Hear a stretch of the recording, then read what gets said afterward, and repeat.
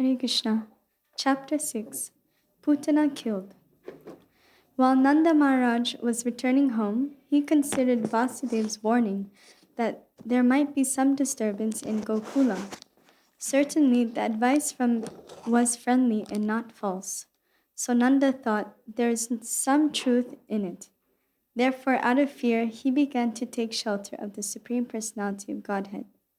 It is quite natural for a devotee in danger to think of Krishna, because he has no other shelter. When a child is in danger, he takes shelter of his mother or father. Similarly, a devotee is always under the shelter of the Supreme Personality of Godhead. But when he specifically sees some danger, he remembers the Lord very rapidly. After consulting with his demoniac ministers, Kamsa instructed a witch named Putana, who knew the black art of killing small children by ghastly sinful methods, to kill all kinds of children in the cities, villages, and pasturing grounds. Such witches can play their black arts only where there is no chanting or hearing of the holy name of Krishna. It is said that wherever the chanting of the holy name of Krishna is done, even negligently, all bad elements, witches, ghosts, and dangerous calamities immediately disappear.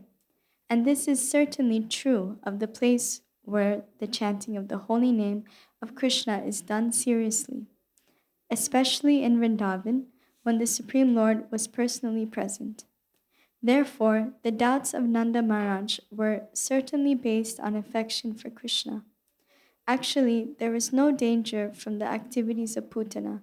Despite her powers, such witches are called Kechari, which means they can fly in the sky.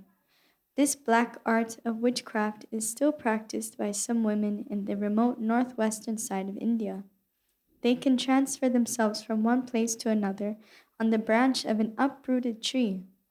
Putana knew this witchcraft, and therefore she is described in the Bhagavatam as Kechari. Putana entered the county of Gokula, the residential quarter of Nanda Maharaj, without permission.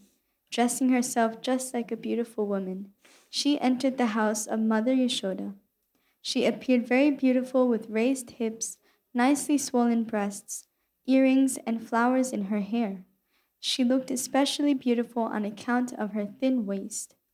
She was glancing at everyone with very attractive looks and smiling face, and all the residents of Vrindavan were captivated.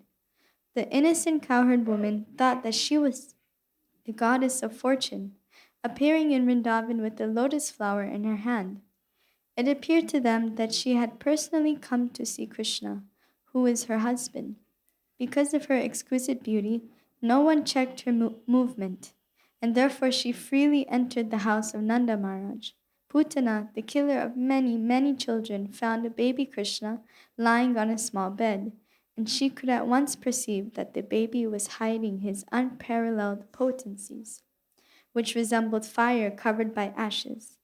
Putana thought, "This child is so powerful that he cannot destroy the whole universe, that he can destroy the whole universe immediately." Putana's understanding is very significant. The Supreme Personality of Godhead, Krishna, is situated in everyone's heart. It is stated in the Bhagavad-Gita that he gives one necessary intelligence, and he also causes one to forget. Putana was immediately aware that the child whom she was observing in the house of Nanda Maharaj was the Supreme Personality of Godhead himself. He was lying there as a small baby, but that does not mean he was less powerful. The materialistic theory that God worship is anthropomorphic is not correct. No living being can become God by undergoing meditation or austerities. God is always God. Krishna as a baby is as complete as he is as a full-fledged youth. The Mayavada theory holds that the living entity was formerly God, but has now become overwhelmed by the influence of Maya. Therefore, the Mayavadis say that presently he is not God, but when the influence of Maya is taken away, he will again become God. This theory cannot be applied to the minute living entities. The living entities are minute parts and parcels of the Supreme Personality of Godhead. They are minute particles or sparks of the original fire. So these sparks can be covered by the influence of Maya, but the original fire, Krishna, cannot. Krishna is the Supreme Personality of Godhead, even from the beginning of his appearance in the house of Vasudeva and Devaki. Krishna showed the nature of a small baby and closed his eyes as if to avoid the face of Putana. This closing of the eyes is interpreted and studied in different ways by the devotees. Some say that Krishna closed his eyes because he did not like to see the face of Putana, who had killed so many children and who had now come to kill him. Others say that Putana hesitated to take the baby on her lap because something extraordinary was being dictated to her from within, and that in order to give her assurance, Krishna closed his eyes so that she would not be frightened. And yet others interpret in this way. Krishna appeared in order to kill the demons and give protection to the devotees, as stated in the Bhagavad-Gita. Paritranaya sadhunam vinashaya chaduskritam. The first demon to be killed was a woman. According to Vedic rules, the killing of a woman, a brahmana, cows, or a child is strictly forbidden. Krishna was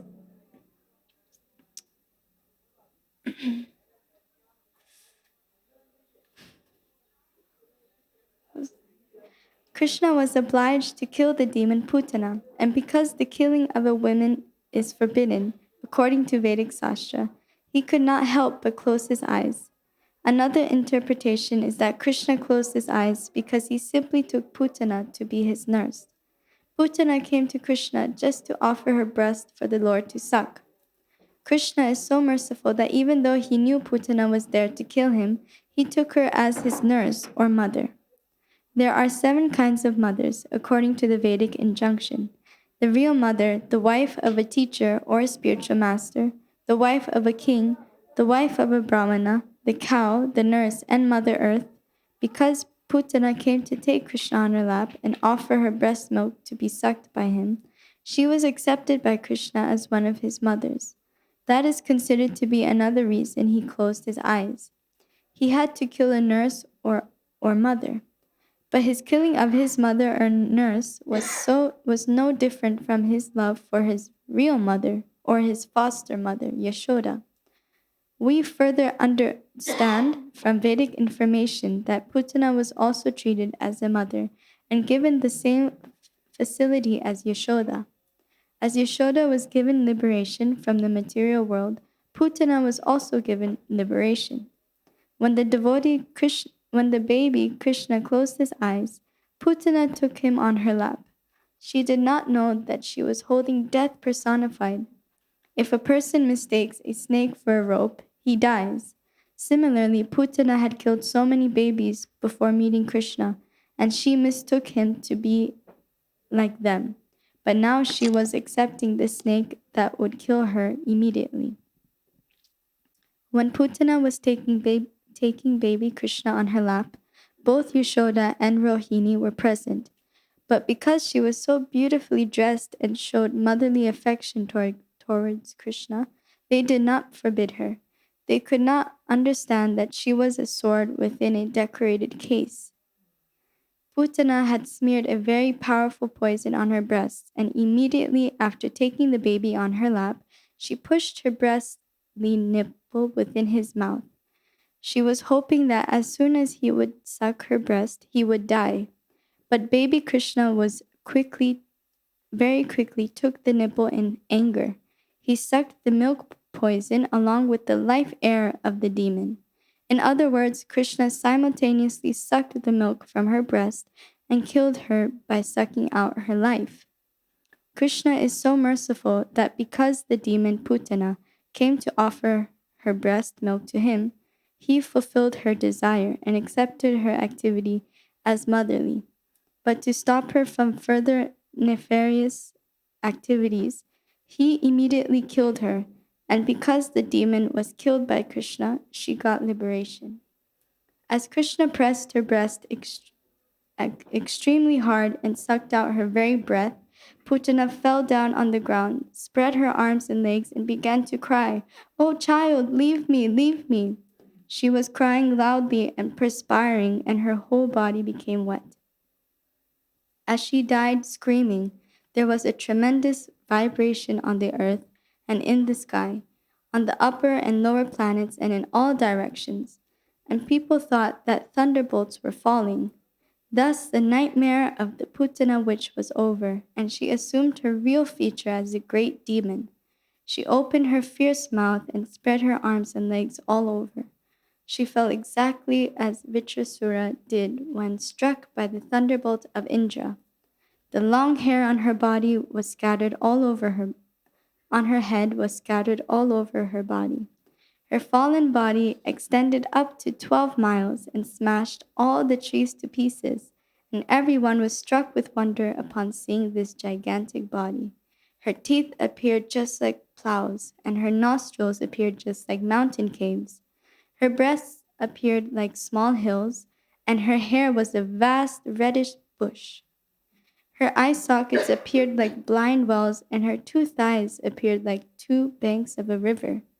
Her 2 hands appeared like 2 strongly constructed bridges, and her abdomen seemed like a dried up lake. All the cowherd men and women became struck with awe and wonder upon seeing this, and the tumultuous sound of her falling shocked their brains and ears and made their hearts beat strongly. When the gopis saw little Krishna fearlessly playing on Putana's lap, they very quickly came and picked him up. Mother Yashoda, Rohini, and other elder gopis immediately performed the auspicious rituals by taking the tail of a cow and circumambulating his body. The child was completely washed with the urine of a cow, and the dust created by the hooves of the cows was thrown all over his body. This was all just to save little Krishna from the future inauspicious accidents. This incident gives us a clear indication of how important the cow is to the family, society, and to living beings in general. The transcendental body of Krishna did not require any protection, but to instruct us on the importance of the cow, the Lord was smeared over with cow dung, washed with the urine of a cow, and sprinkled with the dust upraised by the walking of the cows. After this purificatory process, the gopis, headed by Mother Yashoda and Rohini, chanted the names of Vishnu to give Krishna's body full protection from all evil influences. They washed their hands and feet and sipped water 3 times, as is the custom before chanting mantra. They chanted as follows: "My dear Krishna, may the Lord who is known as Aja protect your legs. May Lord Maniman protect your knees. May Lord Yagya protect your thighs. May Lord Achyuta protect your upper waist. May Lord Hayagriva protect your abdomen. May Lord Keshava protect your heart. May Lord Isha protect your chest. May Lord Surya protect your neck. May Lord Vishnu protect your arms. May Lord Urukrama protect your face. May Lord Ishvara protect your head. May Lord Chakradhara protect your front. May Lord Gadadhara protect your back. May Lord Madhusudana, who carries a bow in his hand, protect your right side. May Lord Ajana protect your left side. May Lord Urugaya with his conch shell protect you on all sides. May the personality of Godhead, Upendra, protect you from above. May Lord Tarksha protect you on the ground. May Lord Haladar protect you from all sides. May the personality of Godhead, known as Rishikesha, protect all your senses. May Lord Narayana protect your life airs. May the Lord of Svetadvipa, Narayan, protect the core of your heart. May Lord Yogeshvara protect your mind. May Lord Prishnigarbha protect your intelligence. And may the Supreme Personality of Godhead protect your soul. While you are playing, may Lord Govinda protect you from all sides. And when you are sleeping, may Lord Madhava protect you from all danger. When you are walking, may the Lord of Vaikunta protect you from falling down. When you are sitting, may Lord Narayana give you all protection.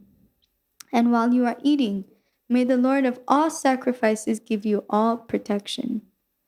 Thus, Mother Yashoda chanted different names of Vishnu to protect child Krishna's different bodily parts.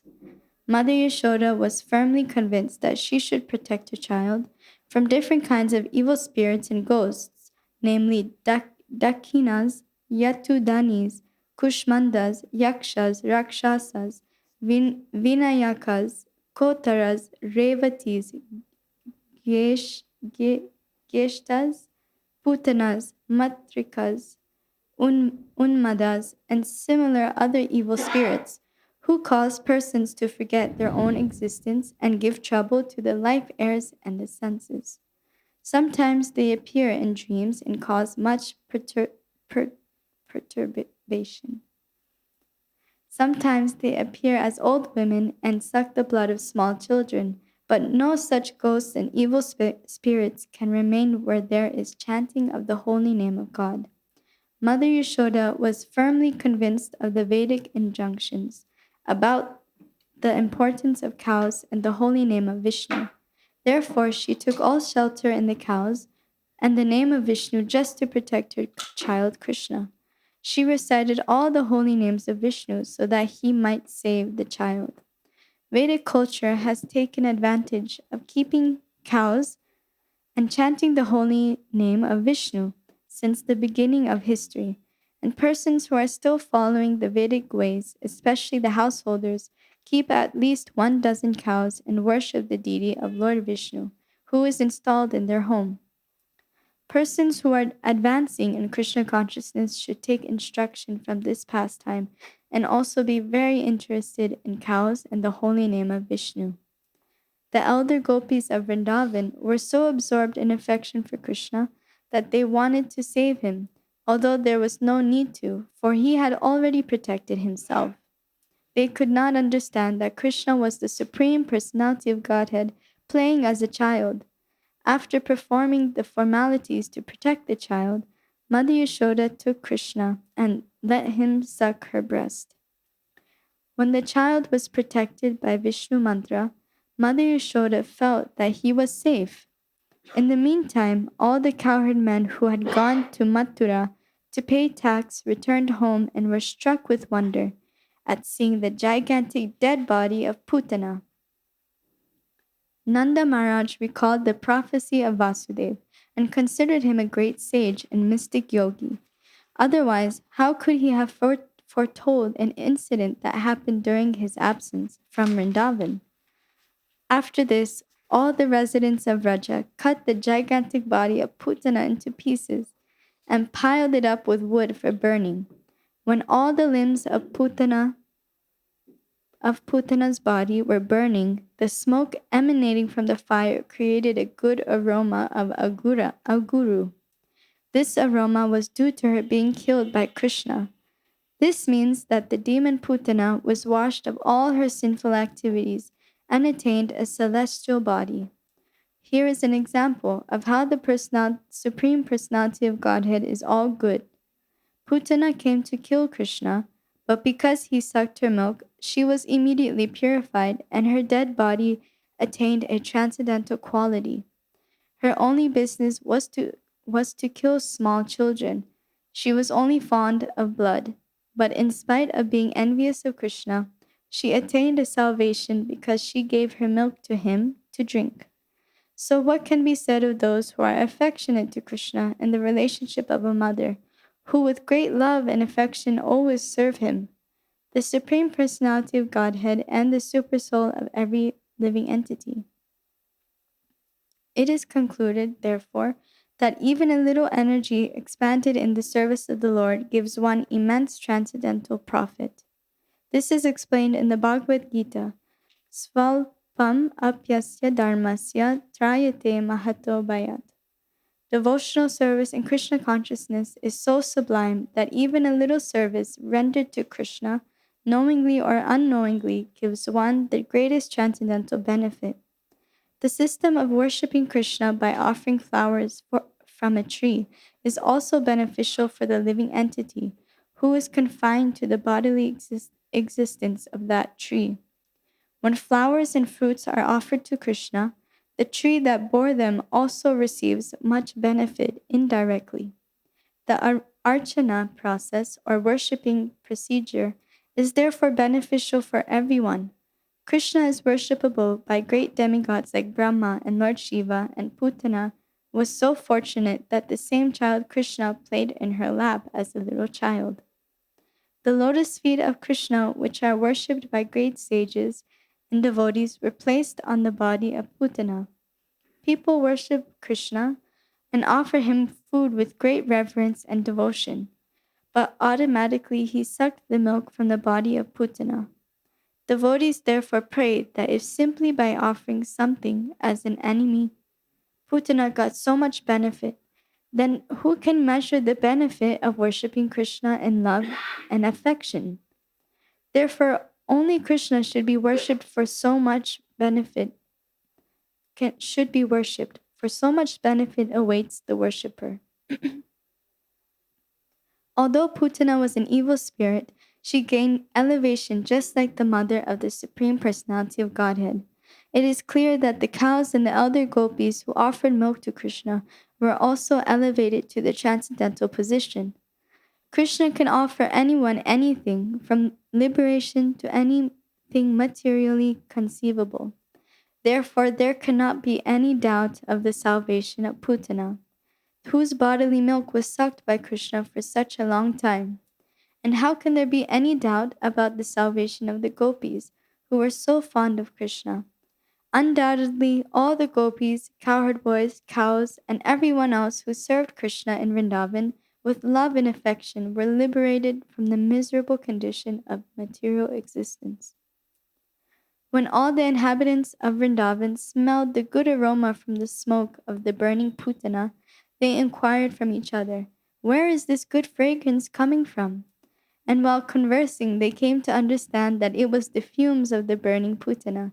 They were very fond of Krishna, and as soon as they heard that the demon Putana had been killed by Krishna, they offered blessings to the little child out of affection. And after the burning of Putana, Nanda Maharaj came home and immediately took up the child on his lap and began to smell his head. In this way, he was quite satisfied that his little child was saved from this great calamity. Srila Sukadev Goswami has given a blessing to all persons who hear the narration of the killing of Putana by Krishna. They will surely attain the favor of Govinda. Thus ends the Bhakti-Vedanta purport of the 6th chapter of Krishna Putana Killed. Thank you.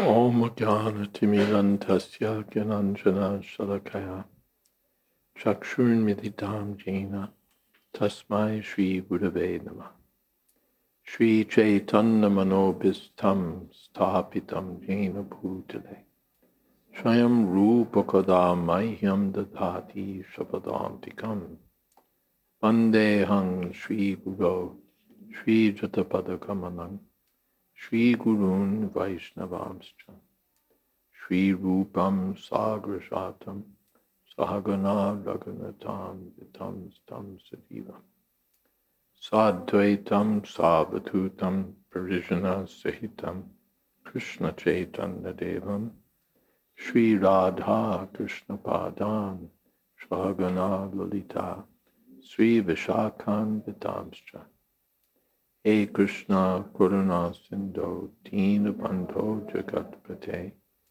Gopesha Gopika Kanta Radha Kanta Namostate Tapta Kanchana Gaurangi Radhe Vrindavaneshwari Prishabhanu Sute Devi Pranamami Hari Priye Vansha Kulpatarubhyascha Kripa Sindho Bhyevacha Patitanam Pavanebhyo Vaishnavebhyo Namo Namah Shri Krishna Chaitanya Prabhu Nityananda Shri Advaita Gadadhar Shiva Shadi Gaur Bhaktivinoda Hare Krishna, Krishna Krishna, Hare Hare, Hare Rama, Rama Rama, Hare Hare.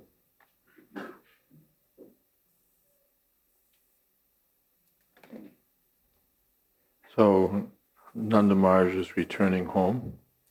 Sarva Hare Krishna. He's remembering the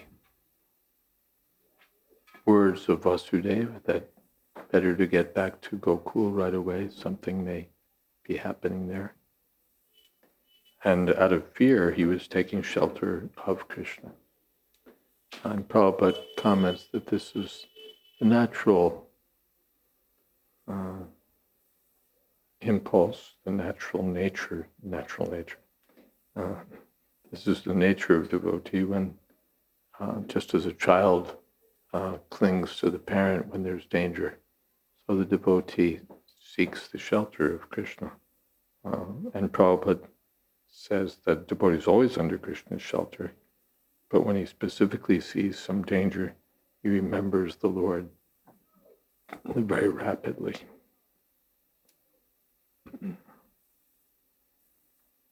So Kamsa, in consultation with his ministers, decides to send Putana to kill the child. And Prabhupada notes that such witches are there. You know, we think of witches as sort of creatures of folklore, but from Srimad Bhagavatam and other Shastras, we understand that there are such witches who can play their mischief and who have some evil powers, extraordinary capabilities, and malicious intent. So this Putana was sent. She'd already killed so many children. That was the nature of this sinful creature, that she would kill children, suck their blood. So she was sent to kill Krishna. But wherever there's chanting of the holy name of Krishna, there's no danger of witches, ghosts, other threats. And especially in Vrindavan, where Krishna was there was no issue. But Nanda Maharaj, out of love for Krishna, was thinking of how to protect Krishna. Prabhupada mentions that she was K Chari. K means the sky and Chari means moving. So she knew the art, still practiced by some women in remote northwestern India, of uprooting, taking the branch of an uprooted tree and using it to fly in the sky. So she entered Gokul without permission from anyone, and everybody thought that she's so beautiful, because beauty is attractive, and when someone's very beautiful, they appear to be pious. Beauty is a result of past pious activities. So when someone's especially beautiful or handsome, that person is automatically given sort of, what would you say, trust, preference, especially a beautiful woman. Everybody thinks, oh, she's so beautiful, she's so nice. So Putana, although a ghastly witch, assumed this beautiful appearance. And everybody was charmed. They thought that, the goddess of fortune has come with a lotus flower in her hand. She's the eternal consort of the Lord. And so she's come to see Krishna. Or they just thought she's so beautiful. Everybody. Same thing happened with the demons. When Krishna appeared as Mohini Murti, they all wanted to be friends with her. They all thought she was so nice. And meanwhile, she was scheming how to take everything away from them. There's a famous painting there's a famous painting that shows a young man from the city. I have it on my laptop, maybe, or maybe I don't. It shows a young man from the city, and he's like a maybe 17th, 18th century painting, and he's sort of, well dressed, and what would you say? He's a pretty boy. He looks real good, and he's surrounded by it's called the fortune teller. That's the name of it. There's an old lady who's reading his palm, and he's surrounded by young women who've gathered. They've gathered around him, and they're all sort of what's the word? They all want to be near him, and you could see he's really enjoying the attention. Meanwhile, one of the girls has her hand in his purse. Another of the girls cutting the chain to his watch.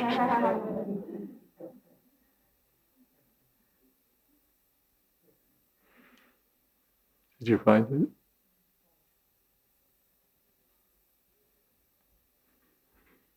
You found it?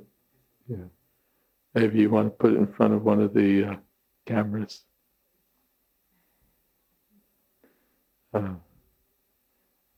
So they're no close. You have to.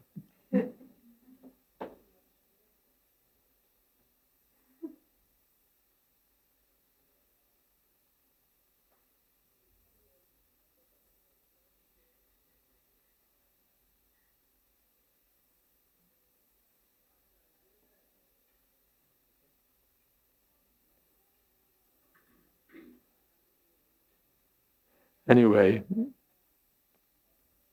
Putana appeared like a beautiful woman, and everybody trusted her. Everybody thought, oh, such a beautiful woman, and oh, she has such affection for Krishna. And so they very easily gave her the child and let her enter the house. And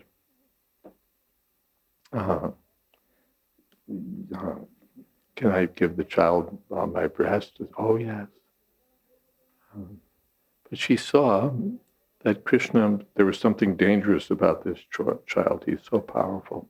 He can destroy the whole universe. So Krishna was giving her some intelligence. Hare Krishna. Yeah, now we wait a moment. There we go. Hare Krishna. Hare Krishna, yeah. Oh, Krishna, even on the lap of his mother, had the full power of God. Now there's so many cheap gods, by meditation I've become God, or I've descended as God. But when they were on the lap of their mother, they were nothing.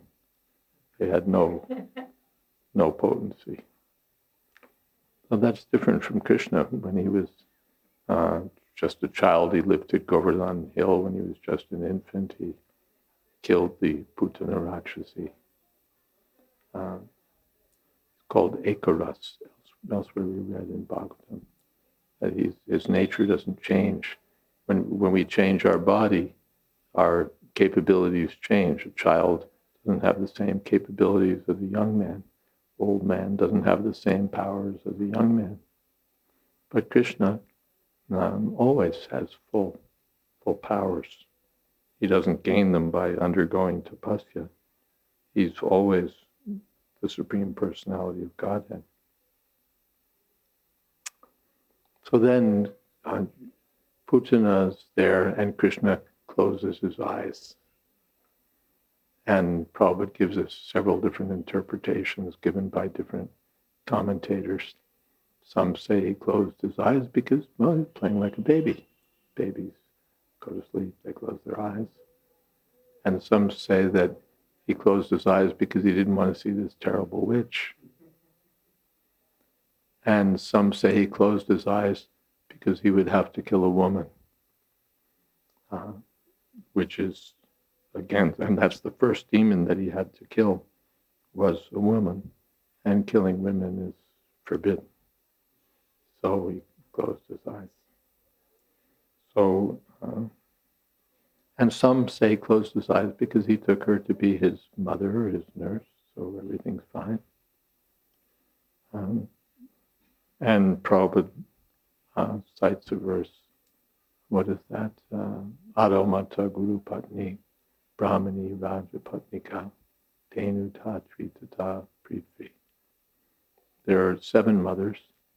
The mother from birth mother, the wife of the guru, the wife of the king, the wife of a Brahmin, the cow, the nurse, and Mother Earth. They're all respected as mothers. So Krishna, as we read, accepted Krishna as being like his mother. And Putana was illusioned. She was thinking that as I've killed so many children, here's another child to kill. But she didn't know that she was holding a snake that would kill her. If a person mistakes a snake for a rope, then the person dies.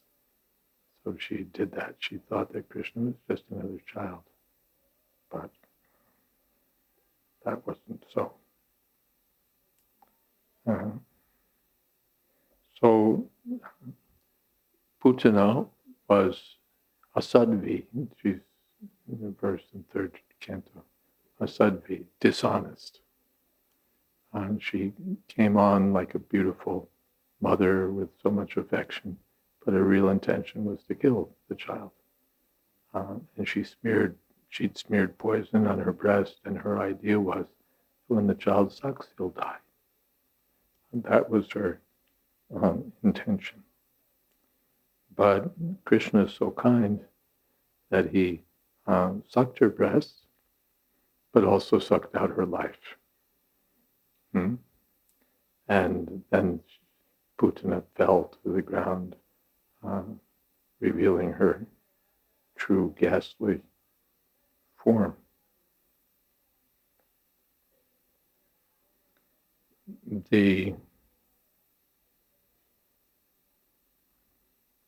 And everyone was struck with wonder, seeing in her body is described how ghastly and strong.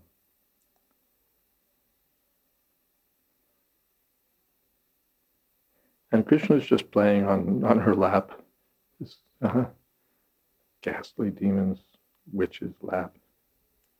So then the older gopis began performing various rituals for the protection of the child. They bathed the child with cow dung and circumambulated him with the cow switch, the tail of the cow. And they smeared him with cow dung and dust from the cows, and all of this to protect the child. So they were indicating the importance of the cow. They were indicating the importance of the cow, that everything from the cow is auspicious. And Krishna didn't need protection, but they did all these things out of affection for Krishna to protect him. And Mother Yashoda and Rohini and all the gopis began chanting prayers to the Lord. May Lord Aja protect your legs. May Lord Hayagriva protect your abdomen. While you're walking, may this form of the Lord protect you. While you're sleeping, may that form. So they're chanting the holy names of Vishnu, just as we chant Om Keshavaya Namaha, Om Narayana Namaha. So we're chanting various names of Vishnu just to sanctify the body or protect the body. So they were chanting all of these names of the Lord. So this was the practice to protect, to seek protection through the auspicious products of the cow and the holy name of the Lord.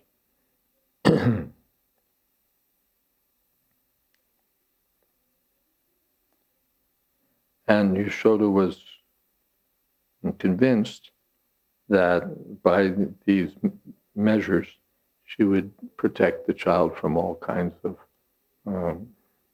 evil spirits, and various kinds of evil spirits are mentioned: Dakinis, Yakshas, Rakshasas, Unmadas, Putanas, who make people forget their own existence and who give trouble to the life, air, and the senses. But no such ghosts or evil spirits can remain where the Lord is present or where the chanting of the holy name is present. So she took advantage of the cows and the name of the Lord to protect Krishna.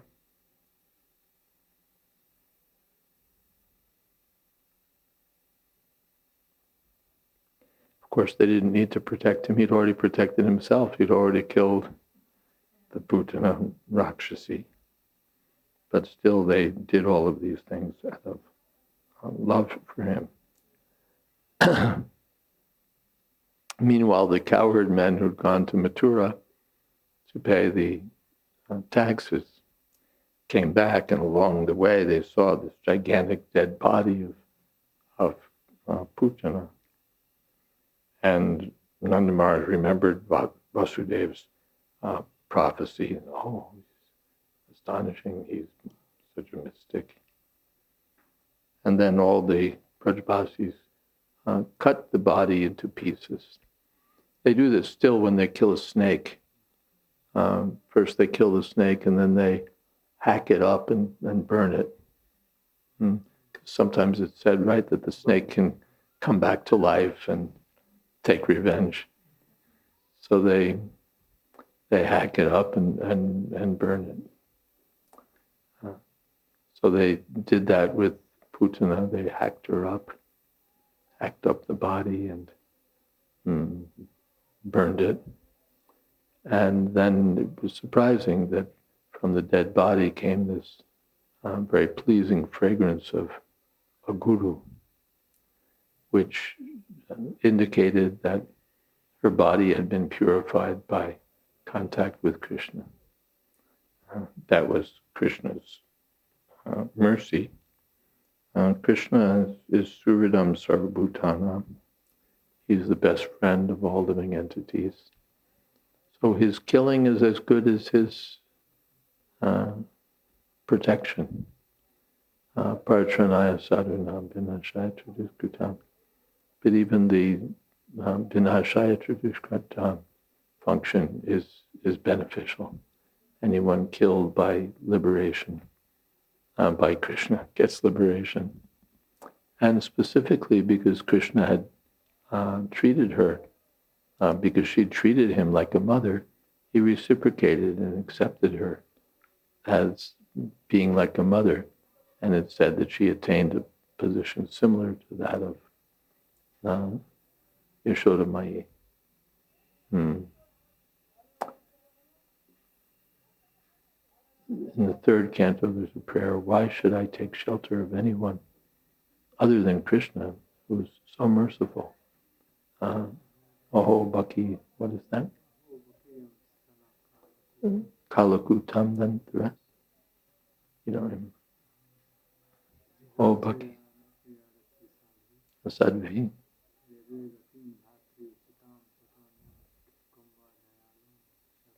Shanana Prabhu. Remember Jema. Uddhava, yeah? Why should I take shelter of anyone other than Krishna, who's so kind that he gave liberation even to such a demonic witch as Putana? If he was so kind that he gave her liberation, what will he give to his devotees?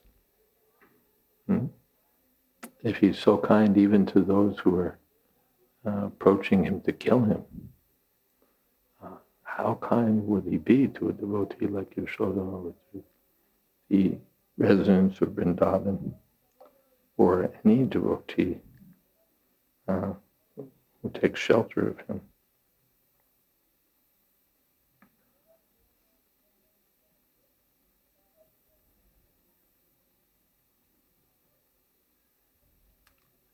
And Prabhupada explains that when Krishna is so kind, even a little energy spent for Krishna's service can save one from the greatest danger. Swalpam apyasya dharmasya trayate mahato bhayat.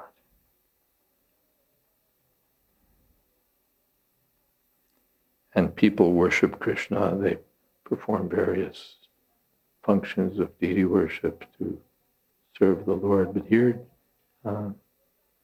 the Putana Rakshasi offered her breast to the Lord, and the Lord sucked her breast milk. So Krishna treated her with great kindness.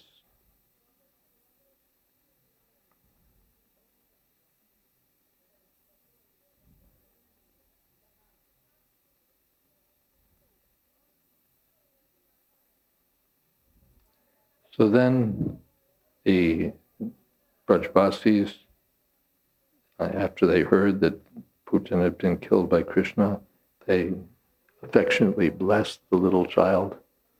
And Yashoda, Nanda Maharaj took Krishna on his lap and began to smell his head. And when he saw that everything was all right, he was satisfied. And at the end of the chapter, we have blessings from Shukadev Goswami. Anyone who hears this narration will attain the blessings of Govinda. Anyone, any questions?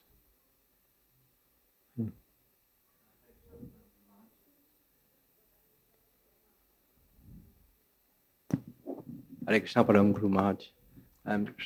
So we see from this chapter that Putna, so the inhabitants of Gokula, they saw Putna. You can hold it close and you can turn it down a little because it's... They saw Putna, sorry Maharaj. Yeah, they saw Putna as the goddess of fortune who came to meet Krishna. So I'm a bit confused here. Yeah, it's a little misleading, isn't it? You think, we're too high. You'd think, well, if they didn't know that Krishna was Vishnu, yes, why did they think that she was the goddess of fortune? That's right. Coming to see her husband.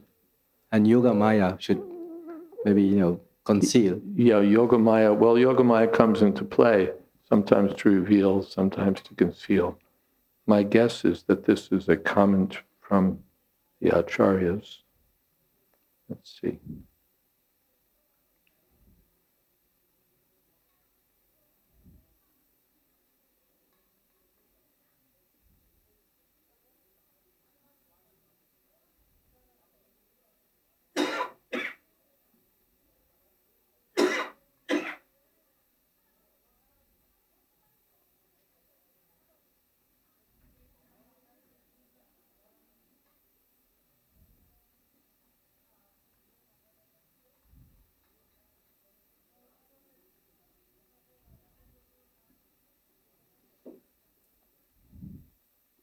Amamsata Amboja Karena Rupinim. They thought, it doesn't, well, yes, it does say that. Gopya Sriyam Drashtam Ivagatam Patim. They thought that she was a goddess of fortune who'd come to see her husband, Krishna. Let's see if the Acharyas say anything about that. And there's no purport to that verse.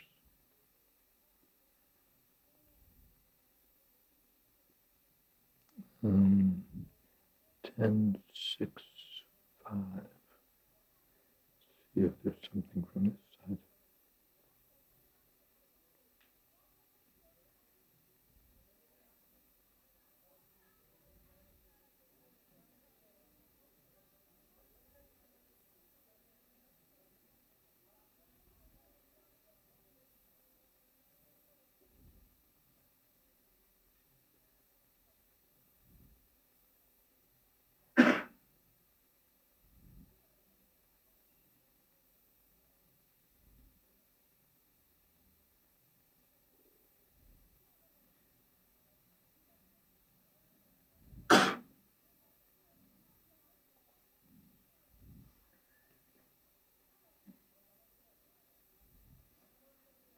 Vishwanath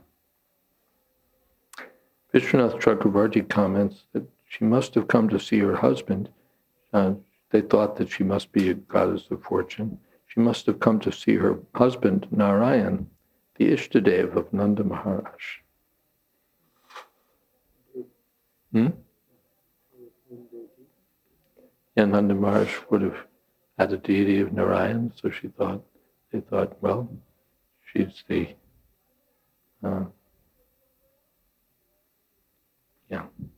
And Jiva Goswami says, why would she come?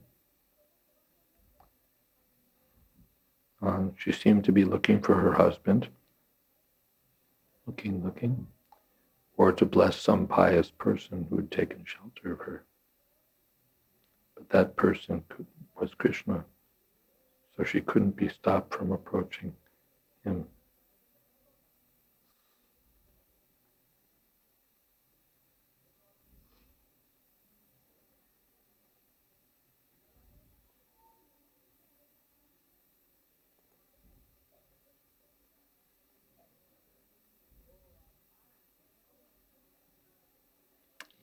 So that's what Vishwanath says.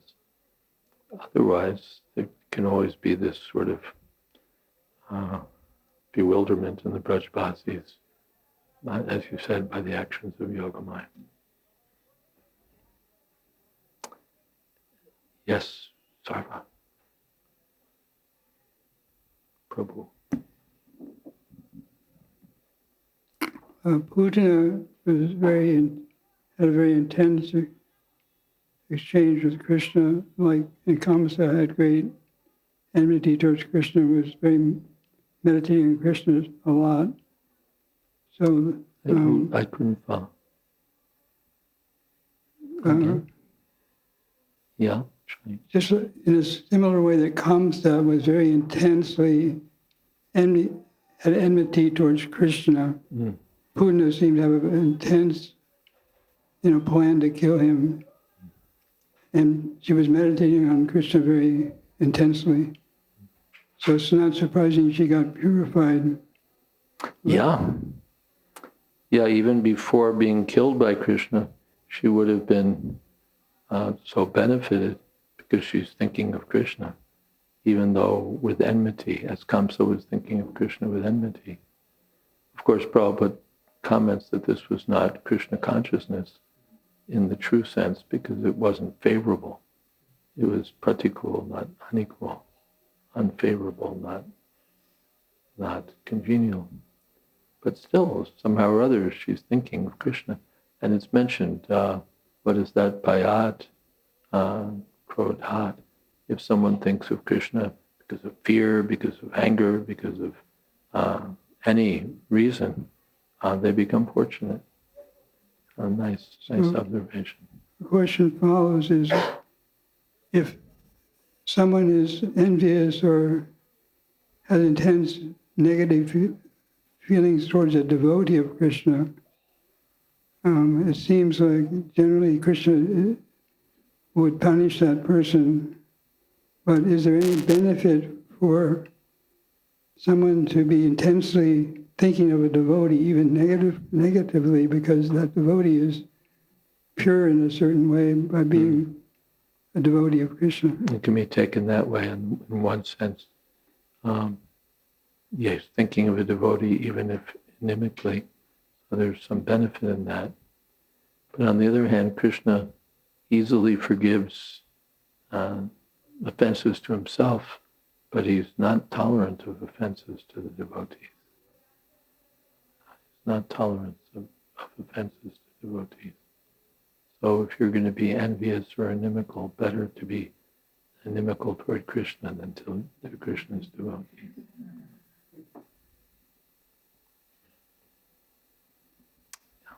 And then sometimes there are devotees that are inattentive and aren't very focused on Krishna. And a demon might be very attentive, What is that? He's saying, Maharaj, sometimes people are so devoted to Krishna, they're so focused. But they tend to ignore the. Yeah, like in our temple, you'll find that the people are so enthusiastic that they charge forward to see the deity and trample the devotees who are standing between them and where they want to go. So, what can you say? Transcendental enthusiasm. But we should try not to trample the devotee. That's the second-class devotee. He recognizes the Lord, the other devotees, the innocent, and the demonic. The neophyte devotee just sees himself in the Lord.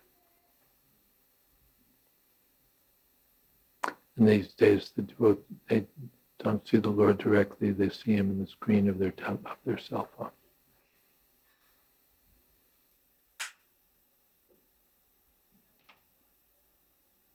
Busy walking around.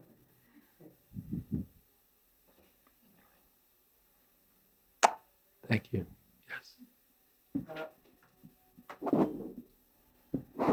Maharaj, I just observed one point, in Vamana Avatar, when Lord came as Vaman, Lord Vamana, this Bali's sister, what is her name? She was present there. And when Lord appeared, with so beautiful aura and everything, so she just, in her heart, she desired to, see that boy, the Brahmana, to be as her son in future. And I mean, if she could bore her as a son. And when Lord tied Bali Maharaj, with all those ropes, and he just all those things to him, so then she realized, out of in her heart, she desired to kill him with poison. So Lord, blessed, granted both of her desire, So this has relevance to this story, to this Krishna story, which I recalled this thing. Yes. So whenever you are desiring, Krishna grant all those desire which you, do in your, express in your heart as well. Thank you. Something else? Oh.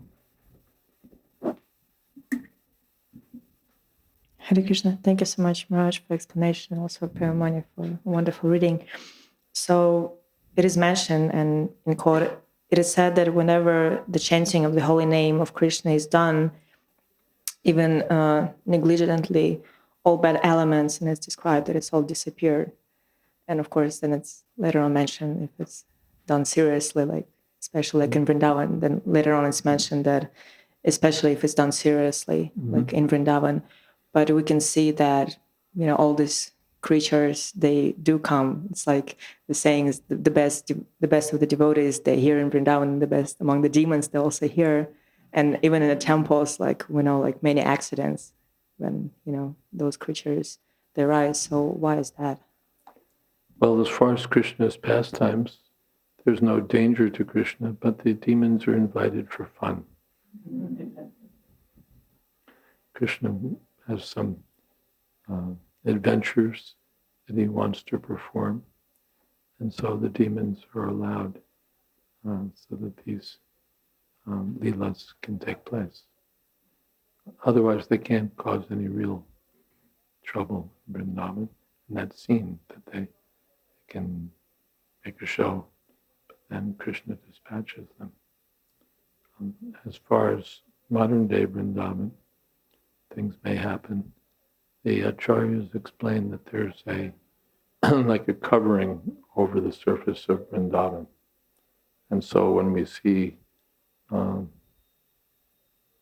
various untoward things happening in Vrindavan, it's not exactly taking place in the eternal Vrindavan Dham, but in the covering that appears when Vrindavan appears in the material world. It's sort of a projection of Goloka Vrindavan into the material world.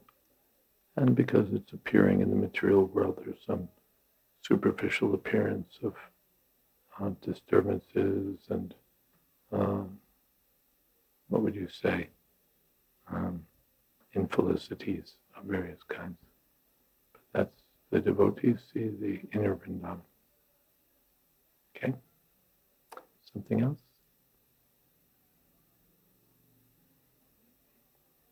Hare Krishna. In the story, it seems to be an element of trust. They trust her even though she had bad intentions. So in this world, it's also for us a focus point, maybe in devotion. How can we trust, or how should we go about this element of trust in our devotional life? Yeah, there was an old television show, Whom Do You Trust? That, do you ever see it? Anyway, totally irrelevant. Where do we place our trust? From one point of view, we place our trust in the Shastras, because the Shastras tell us what is what. And then from the Shastras we can see whom to trust fully, whom to trust to some extent, whom not to trust at all. That's seen from Shastra. Also from the spiritual master.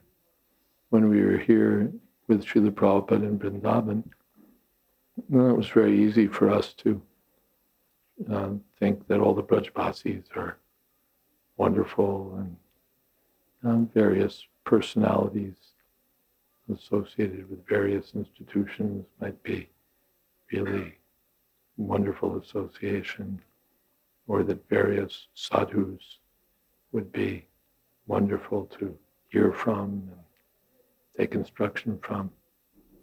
And Srila Prabhupada very carefully guided us to protect us from those that we shouldn't trust, and to protect us from those that we shouldn't trust.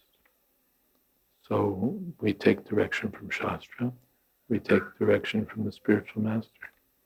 And, don't trust. Just like Prabhupada, that Mr.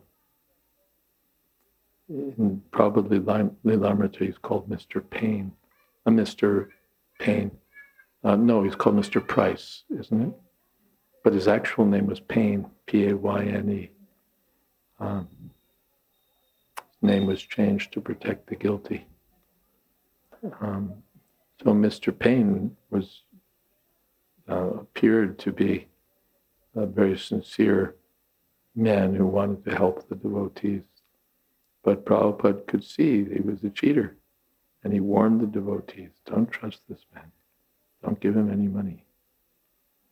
And the devotees blew it. They gave him money and so on. But Srila Prabhupada was astute. He warned us, don't trust this man. So that's another way. The spiritual master and the sadhus, the Vaishnavas will guide us.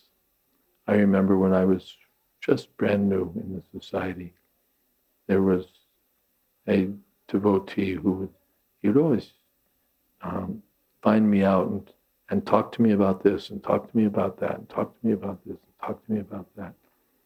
And one of my godbrothers, senior godbrothers, took me aside and said, he's just wasting your time. He said, Srila Prabhupada had given him an order to chant 64 rounds a day. I guess, hey, just keep busy, what can I say? Keep out of trouble, chant 64 rounds, which he wasn't doing. So, of course, I wasn't being asked to entrust anything in him, but it was guidance that don't spend your time with this person. He's not good association. You associate with these other devotees, they'll be good. Madhusudan and other devotees, you stick with them. So these are our guidance, the Shastras, the Guru, the Vaishnavas. And we should be a little intelligent also. If we're a little intelligent, we can see the signs that someone's, something funny about this guy. Something's funny about this person.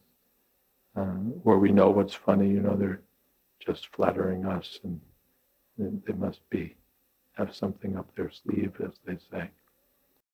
So your own intelligence is also there. The Dhami Buddhi of Krishna is there within the heart.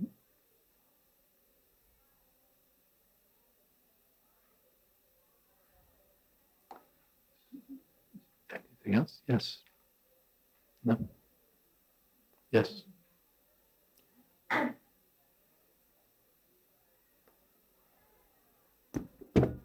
Hare Krishna. Hare Krishna. Srila Prabhupada often says that the mother is the first teacher, the first guru. And Really, I didn't hear that very much, but okay. the mother is considered to be one of the first teachers. Also, there seems to be an analogy between not an analogy, it seems to be similar to the fact that Lord Ram killed a female demon at the beginning of the Leela, and so does Krishna at this point. Yeah. Why is that? Why would they kill It seems him? to be like Parallel. Doesn't always do that. It's not that it's, but sometimes he does these things. Here it's a matter of obligation. Someone had to, she was a demon, she had to be killed. I have to do it. So it wasn't very, from one point of view, it wasn't very good. I have to kill a demon.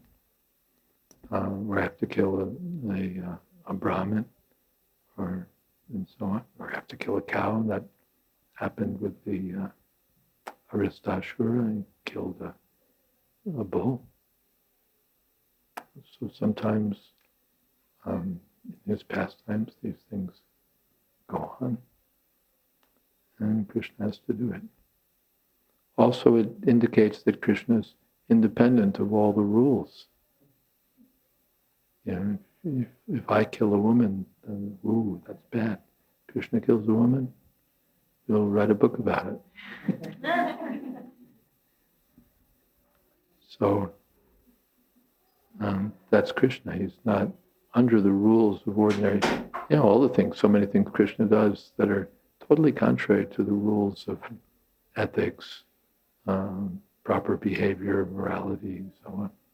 And then people will say, oh, Krishna's immoral, Krishna's beyond all these rules and regulations. They're for us. They're for us. Just that we remember in our childhood, our parents wouldn't let us watch TV beyond a certain hour. And we'd say, but you're watching TV. Well, yeah, we're the parents. You're the kids. We wouldn't like it very much, but rank has its privileges. So Krishna, it's beyond all restrictions of any mundane moral codes.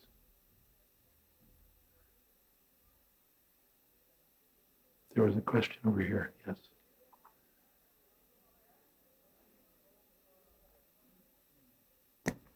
Hare Krishna Maharaj. In this pastime, we're seeing that Krishna is praying, the Mother Yashoda is praying to Krishna to protect Krishna. And she lists all these names. And in one sense, he hasn't gotten those names yet because he hasn't fought these demons.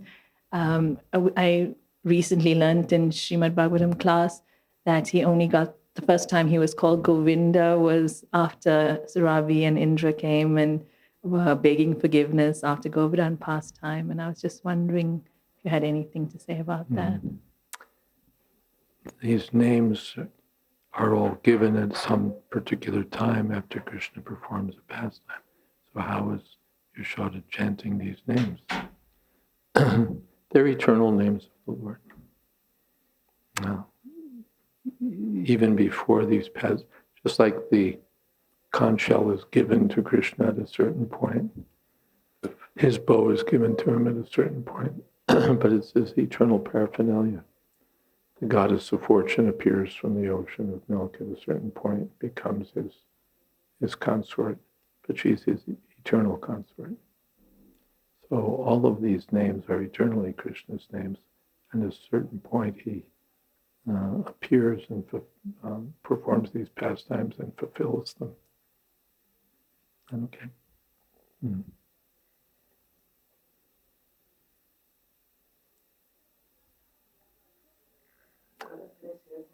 Yes, of course. I remember this. Story, this is saying that Lord given the Govinda name. I went to Tirupati Balaji, Went to? Tirupati Balaji, this Tirumala. And there was a Agast Muni. He has an ashram over there. And this Lord took incarnation as a Srinivas. And he was about to, as a Srinivas, Srinivas. incarnation. And he was about to marry to Sri Devi and Bhudevi and all. So he went to this ashram, but this Agast Muni was not present there. So he just left ashram and he just walked up sometimes, and Agast Muni came back and he came to know that Lord came here. So he just started saying, "Go Vinda, go Vinda," means its literal meaning is go means cow and Vinda means take away. So he was about to take away some cows because Agast Muni promised him to take, I'll give you some cows. Once you come with your wife, I'll give you some cows. So he was about to take some cows, but Agast Muni was not present. So he just came and he rushed behind him to saying, go Vinda, means take away your cows, take away your cows. So that's where, this name came, Go Vinda, Go Vinda. Thank you. Yeah. Anything else? Yes, Tulsi. It's more like a comment, Maharaj. I was just thinking that, like we see in Putana, she had two things at the same time.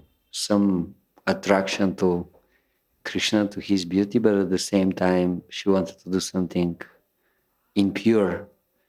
And basically, we can see in us also, in our devotional service, we have these two sides. From one side, we want to do something positive for Krishna, devotional service, but at the same time, our heart is not always totally pure and surrendered to this goal. And even when Prabhuji was saying that it looks like Krishna will fulfill all our desires, I was a little bit scared. I hope not all of them. I hope he has some discrimination and he will decide which one to fulfill. That's stated in the pastime with Vrikasura, that Narad advised Vrikasura to approach Lord Shiva because Lord Shiva gives benedictions without discrimination. But Krishna discriminates. He doesn't give benedictions that will obstruct the devotee, his spiritual progress. Let's hope. Yeah, if all our desires were to be fulfilled, we'd really be in the soup. So that means desire carefully. Desire carefully. Desire carefully. All right, shall we, anything else, or should we stop here? We can stop here. And tonight's Tulsi Prabhu's last night with us. He's going back to Bulgaria and then New York, preaching. So we wish him a good journey and happy preaching. And if we could call on you to lead kirtan tonight before we end.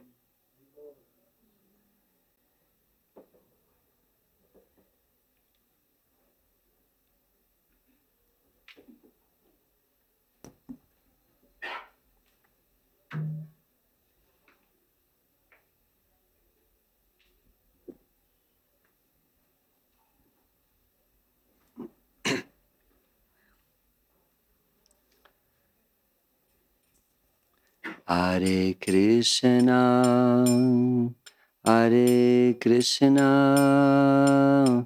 Krishna Krishna, Hare Hare, Hare Rama, Hare Rama, Rama Rama, Hare Hare.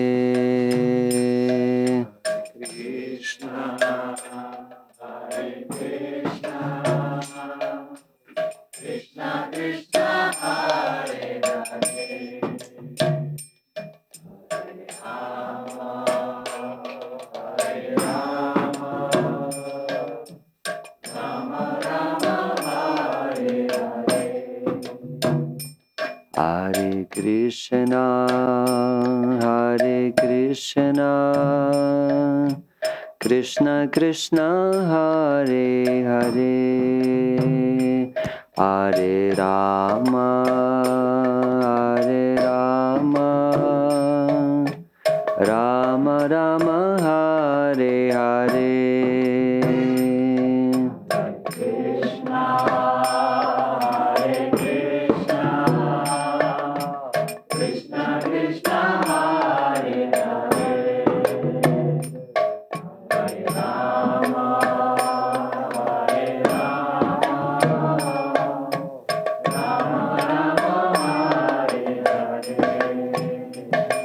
Hare Krishna, Hare Krishna, Krishna Krishna, Hare Hare, Hare Rama, Hare Rama, Rama Rama, Hare Hare.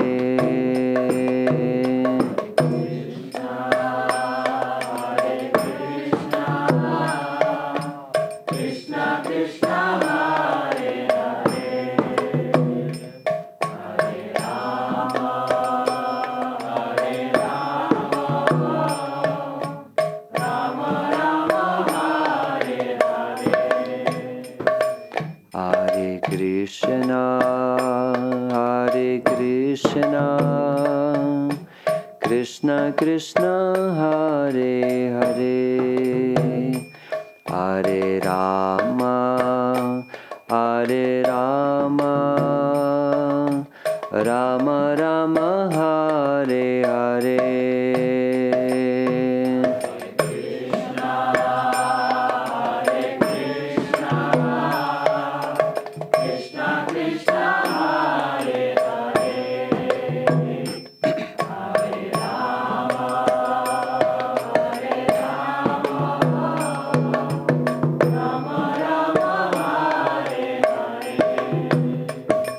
Hare Krishna, Hare Krishna,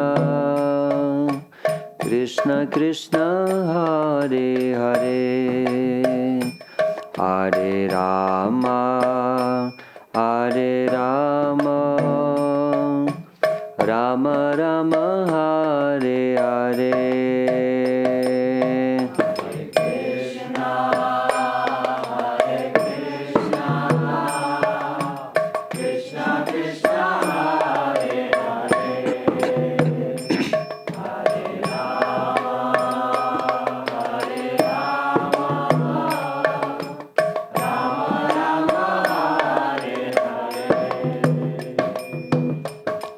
Hare Krishna, Hare Krishna, Krishna Krishna, Hare Hare, Hare Rama, Hare Rama, Rama Rama, Hare Hare.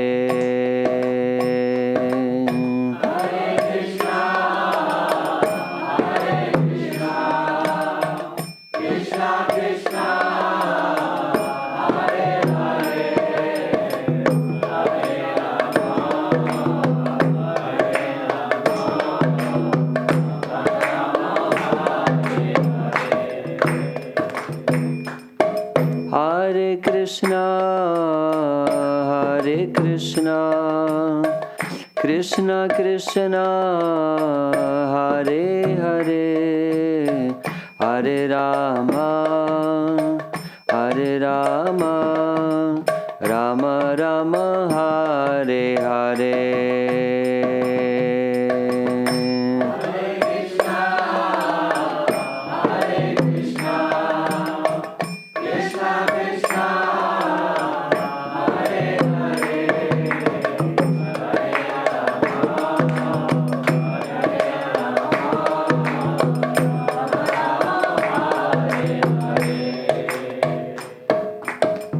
Hare Krishna, Hare Krishna, Krishna Krishna, Hare Hare, Hare Rama, Hare Rama, Rama Rama, Hare Hare.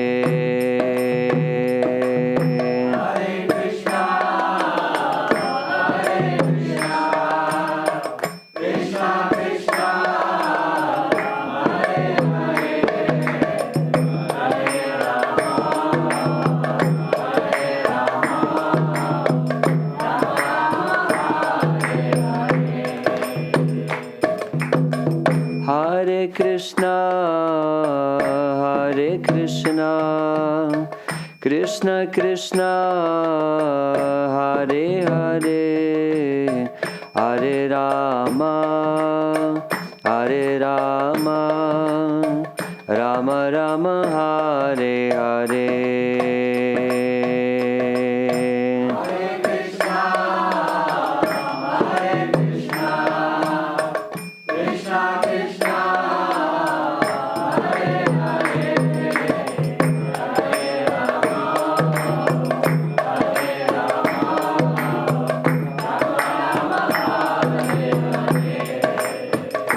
Hare Krishna, Hare Krishna, Krishna Krishna, Hare Hare, Hare Rama, Hare Rama, Rama Rama, Hare Hare.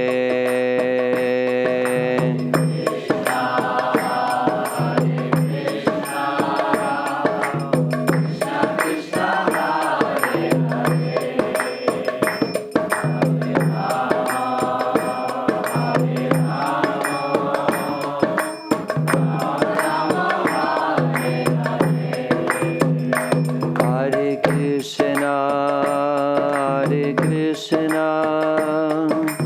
Krishna Krishna, Hare Hare, Hare Rama, Hare Rama, Rama Rama, Hare Hare.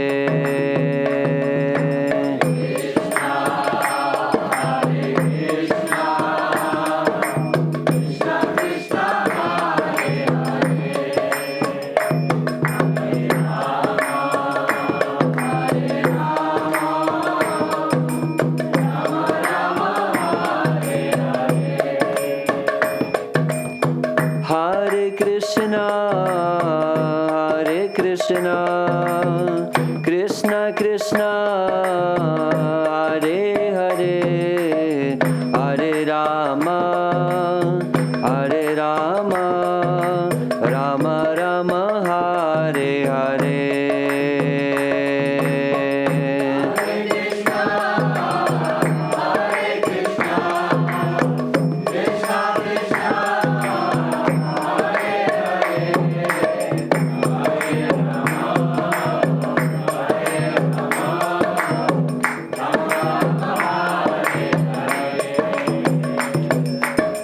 Hare Krishna, Hare Krishna, Krishna Krishna, Hare Hare, Hare Rama, Hare Rama, Rama Rama, Hare Hare.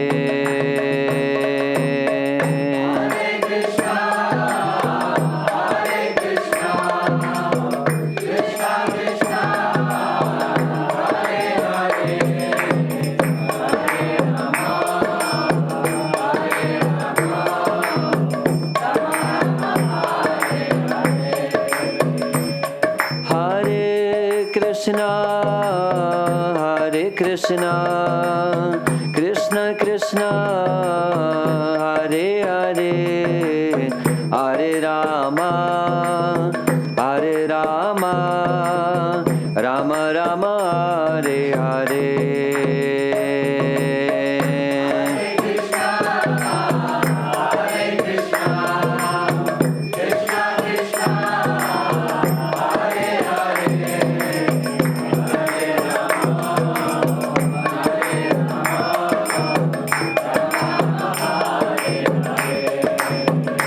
Hare Krishna,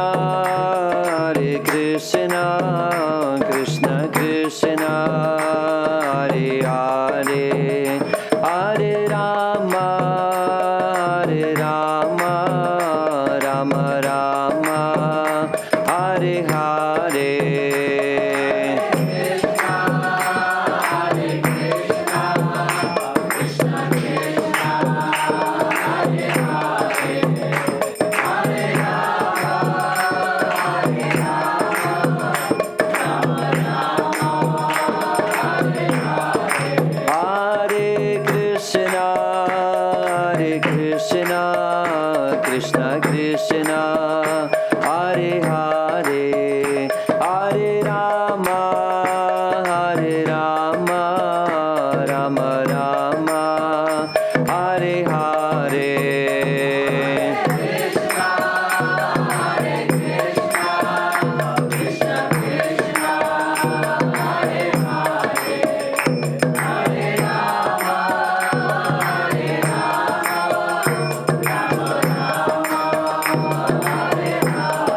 Hare Krishna, Hare Krishna, Krishna Krishna, Hare Hare, Hare Rama, Hare Rama, Rama Rama, Hare Hare.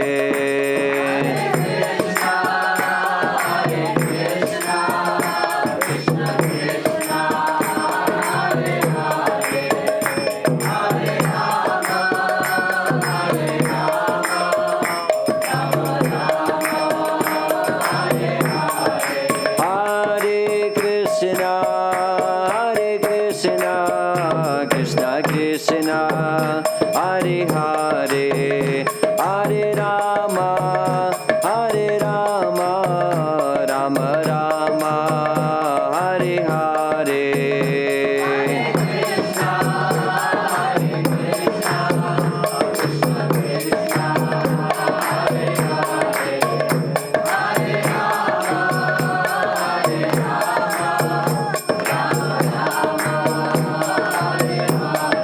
Hare Krishna, Hare Krishna, Krishna Krishna, Hare Hare, Hare Rama, Hare Rama, Rama Rama, Hare Hare.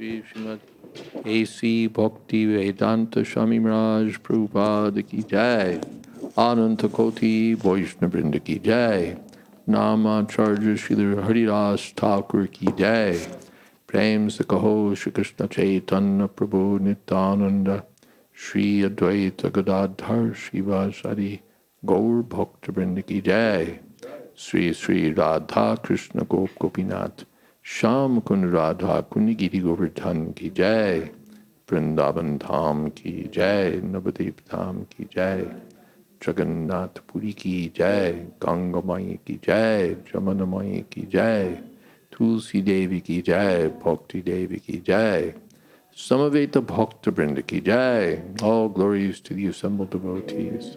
All glories to the assembled devotees. All glories to the assembled devotees. Gaur Premanande.